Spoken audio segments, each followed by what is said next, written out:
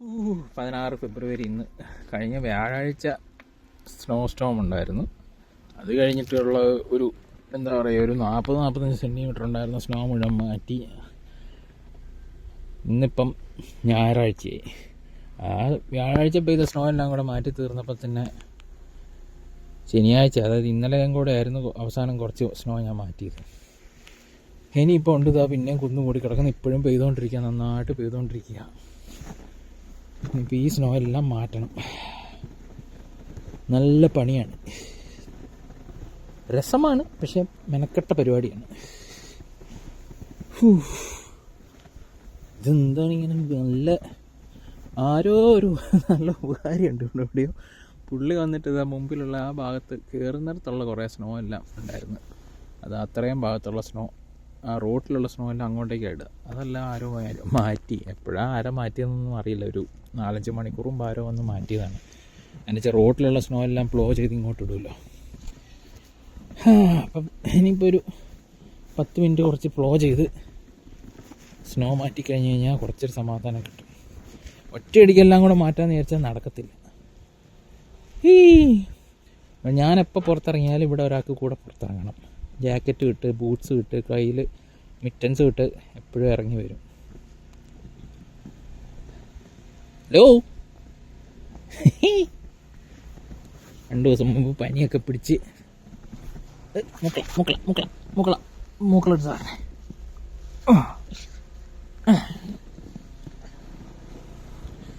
ഇപ്പം മൂക്കൊലിപ്പുണ്ട്. എന്നാലും ആളുള്ളിലിരിക്കത്തില്ല. ഞാൻ പുറത്തോട്ട് ഇറങ്ങി ഉടനെ ഇറങ്ങിക്കോളും. ഷെഡിൽ നിന്ന് ബ്ലോവർ പുറത്തെടുത്ത് കുറച്ചുകൂടെ ബ്ലോ ചെയ്യാം. അതിന് മുമ്പ് കുറച്ച് ഷവൽ ചെയ്ത് മാറ്റട്ടെ. എന്നിട്ട് ഡോറ് തുറക്കുമ്പോൾ അതെല്ലാം കൂടെ ഷെഡിലോട്ട് കയറും.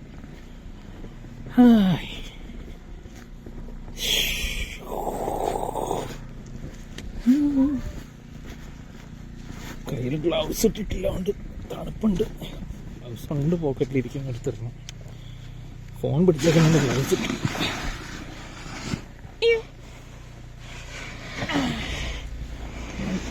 2 മണിക്കൂർ മുമ്പ് മാറ്റിയതാണ് ഇവിടുത്തെ സ്നോ എല്ലാം.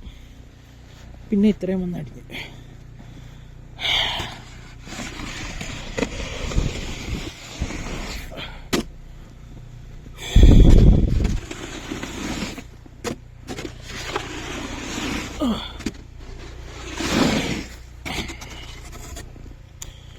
ആരോ യൂട്യൂബിൽ വീഡിയോ ഇട്ടേക്കുന്നുണ്ട്. എന്താ വീഴുന്ന സ്നോയുടെ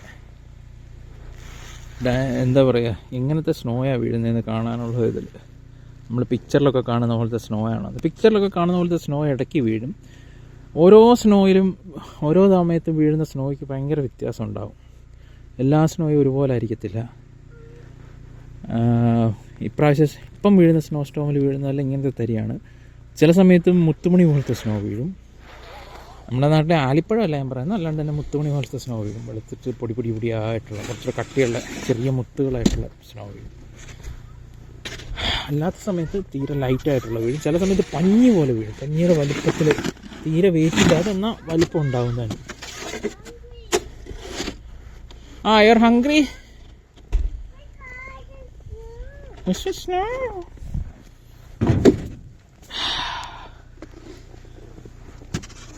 ഡോറിന് മുമ്പുള്ള ഇതൊന്ന് മാറ്റി കഴിഞ്ഞ് കഴിഞ്ഞാൽ എനിക്ക് സ്നോ ബ്ലോവർ ഷെഡിൽ നിന്ന് പുറത്തെടുക്കാം. അതിനായിട്ടാണ് ഇപ്പോൾ ശ്രമിച്ചുകൊണ്ടിരിക്കുന്നത്. ഗ്യാരേജ് ഇല്ല, അതുകൊണ്ട് വണ്ടിയൊന്നും ഉള്ളിൽ കയറ്റാനൊന്നും പറ്റത്തില്ല. ആകെയുള്ളത് ഈ ഒരു ഷെഡാണ്. ഇതാണെങ്കിൽ ഒരു ഉടായ്പ ഷെഡാണ്. പിന്നെ തുറക്കടോ, തുറക്കടോ.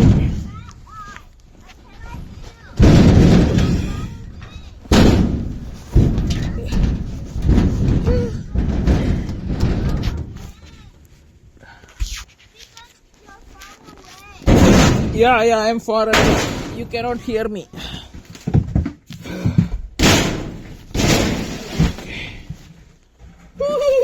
ഷെഡ് തുറന്നു. മോട്ടോർ സൈക്കിൾ മഞ്ഞയാലായതുകൊണ്ട് ഇങ്ങനെ ഉള്ളിലിരിക്കുകയാണ്. ഇനി സമ്മർ ആകുമ്പോഴേ ഇറക്കുള്ളൂ.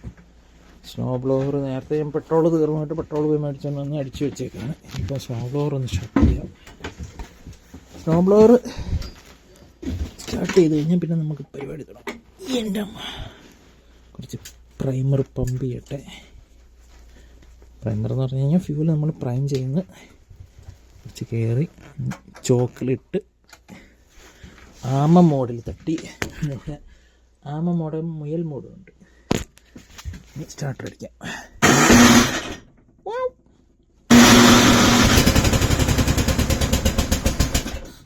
ആദ്യത്തെ കിക്കിന് എന്തായാലും കിട്ടത്തില്ല. ആൾക്കാർ ഫേസ്ബുക്ക് മാർക്കറ്റ് പ്ലേസിലൊക്കെ ഇടുമ്പോൾ പറയും, ഓ ഫസ്റ്റ് ട്രയലിൽ കിട്ടും, ഫസ്റ്റ് പുള്ളി വലിച്ചാൽ കിട്ടും എന്നൊക്കെ പറയും. പക്ഷെ അതൊന്നും അങ്ങനൊന്നും നടക്കില്ല.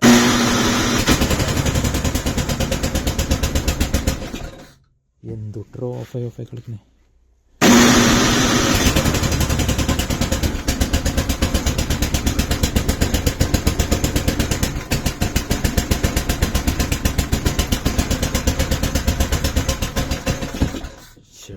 ഇവനെന്താ പണി തരുന്ന?